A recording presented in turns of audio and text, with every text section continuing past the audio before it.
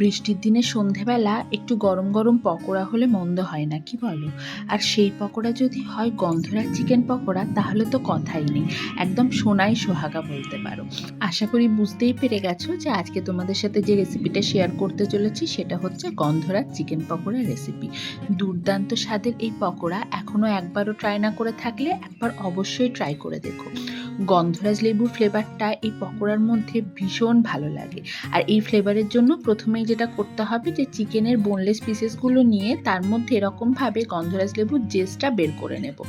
সাদা অংশটাকে কিন্তু কোরাবো না, তাহলে তিতকুটে হয়ে যাবে, শুধু ওপরের সবুজ ভাবটাকে কুড়িয়ে নিতে হবে। তারপর এর মধ্যে একে একে আদা রসুন কাঁচা লঙ্কা বাটা, একদম মিহি করে কুচনো পেঁয়াজ, লেবুর রস, গোলমরিচের গুঁড়ো দিয়ে ম্যারিনেট করে রাখবো মোটামুটি 15 মিনিটের মতো।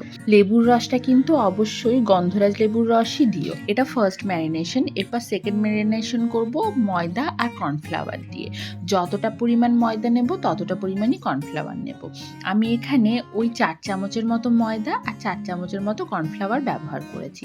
সাথে সামান্য একটু বেকিং সোডা দিলাম, আর দিলাম একটা ডিম। এরপর সমস্ত কিছু খুব ভালো করে মিশিয়ে চিকেন পকোড়ার ব্যাটারটাকে রেডি করে নিতে হবে। একদম সুন্দরভাবে এগুলোকে মাখিয়ে নেব। দেখো আমাদের পকোড়া ভাজার জন্য একদম রেডি। এবার এক একটা করে চিকেন পিসেস জাস্ট এরকমভাবে তোলো আর এটাকে তেলের মধ্যে ছেড়ে দাও। তেলের ক্ষেত্রে তেল কিন্তু খুব বেশি গরম হলে চলবে না, মিডিয়াম ফ্লেমে এটাকে ভেজো। আর একটু সাদা থাকতে থাকতেই, মানে একদম লালচে করে ফেলো না, একটু সাদা থাকতে থাকতেই এটাকে নামিয়ে নিও। তারপর এটা পুরোপুরি ঠান্ডা হয়ে গেলে আবার এটাকে ডাবল ফ্রাই করো। ডাবল ফ্রাইটা করবে তখন যখন হাই হিটে, তাহলে যেটা হবে যে পকোড়াগুলো বেশ ক্রাঞ্চি হবে এবং অনেকক্ষণ পর্যন্ত মুচমুচে থাকবে। আর যদি দুবার না ভাজতে চাও তাহলে একবারেই মিডিয়াম টু হাই ফ্লেমে বেশ লালচে করে পকোড়াগুলোকে ভেজে নিও। তবে আমি বলবো দুবার ভাজলে কিন্তু টেস্ট বেশি ভালো হয়।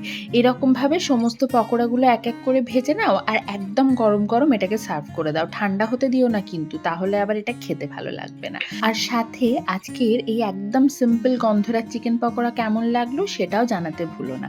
চলো আজ এটুকুই, ফিরে আসবো অন্য কোনো রেসিপি নিয়ে। টাটা।